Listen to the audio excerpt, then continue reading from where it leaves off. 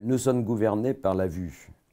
Et une des grandes difficultés du métier de parfumeur, on crée des formes, mais des formes invisibles. Donc c'est organiser l'invisible et créer des formes invisibles. Et pour que ces formes soient perceptibles et comprises, il faut qu'elles soient excessives, très marquées, très affirmées. Et c'est le travail du parfumeur qui est de forcer le trait, de forcer le caractère de façon à ce que ce qui est invisible devienne visible quasiment, ou tactile si vous préférez, si vous êtes plus tenté par le toucher. Mais l'odeur est invisible, c'est comme la musique est invisible.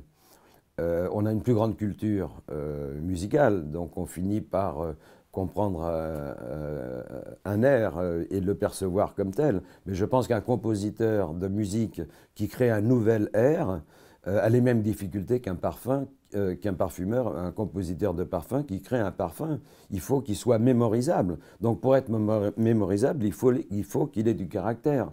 Si vous prenez la musique d'un des trios de Schubert, ou la truite de Schubert, c'est du caractère. Vous l'avez entendu 2 fois, vous pouvez la fredonner et vous la chanter.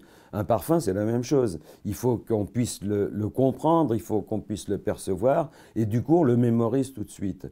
Et la seule façon d'y arriver, c'est au travers de la simplicité et de l'épuration.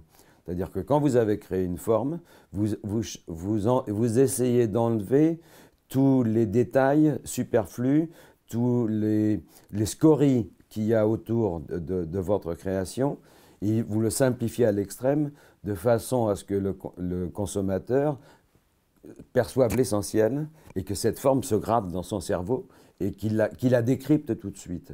Et c'est par cette simplicité qu'on arrive à décrypter. Jean-Claude Héléna, quand il a travaillé sur l'eau au thé vert de Bulgarie, avait bien compris ça. Je pense que dans l'eau au thé vert, il y a 10 produits maximum.